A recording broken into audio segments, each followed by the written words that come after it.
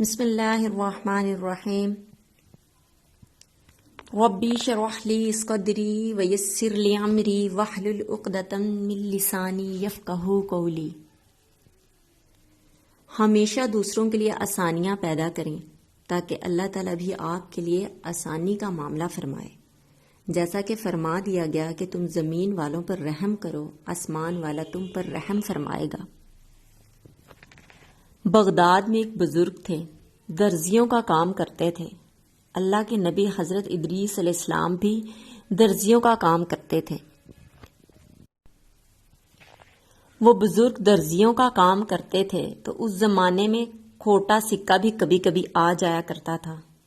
اس بزرگ کی دکان مشہور ہو گئی تھی کہ یہاں پر کھوٹے سکے بھی چلتے ہیں۔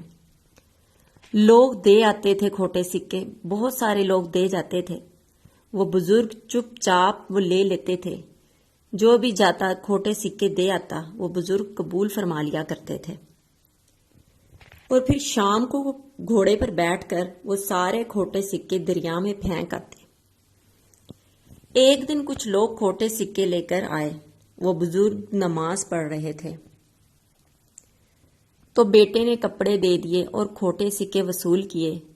تو جب کھوٹے سکے دیے تو وہ شخص کھوٹے سکے جب اس شخص کو دے رہا تھا تو وہ کہنے لگا، تم نے بڑا بیوقوف بنایا میرے باپ کو، اپنے کھوٹے سکے واپس لے جاؤ۔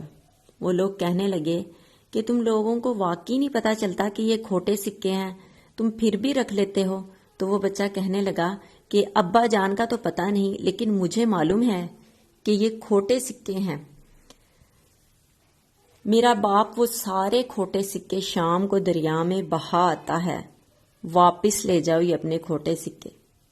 اتنی دیر میں بزرگ نماز سے فارغ ہو جاتے ہیں تو کہنے لگتے ہیں، نہیں بیٹا رکھ لو، کھوٹے ہی رکھ لو۔ تو بیٹا کہنے لگا، کیوں ابا جان؟ تو وہ بزرگ کہتے ہیں کہ میں نے یہ کھوٹے سکے اس لیے رکھے ہیں کیونکہ ویسے بھی لوگوں نے تو پیسوں میں ملا کر دوسرے لوگوں کو دینے ہوتے ہیں، تو اس لیے میں ان سے کھوٹے سکے لے لیتا ہوں۔ میں چاہتا ہوں باقی لوگ نقصان سے بچ جائیں، ہمارا تو گزارا ہو رہا ہے۔ پھر فرمایا کہ میں شام کو جا کر دریا میں ڈال آتا ہوں۔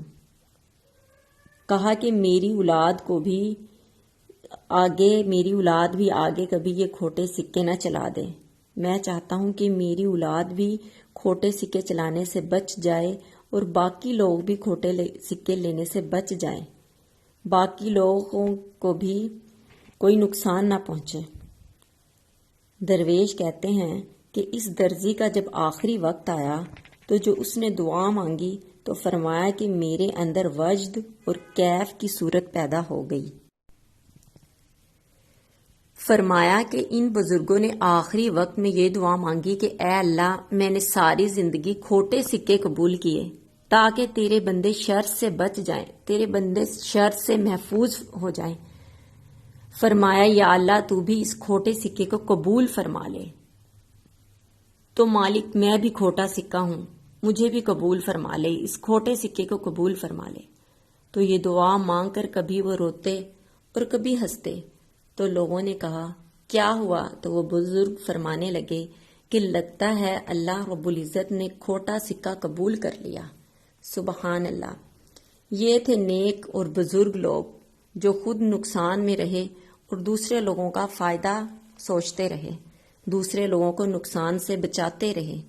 یہ کوئی قصے کہانیاں نہیں بلکہ نیک لوگوں کے حالات زندگی ہیں کہ انہوں نے اپنے حالات زندگی کیسے گزاری اور پھر اللہ رب العزت نے ان کو کیسے کیسے انعامات سے نوازا۔ اللہ رب العزت ہم سب کو اپنی زندگیاں نیک لوگوں اور صحابہ جیسی زندگیاں گزارنے والا بنائے، آمین یا رب العالمین۔ السلام علیکم ورحمۃ اللہ۔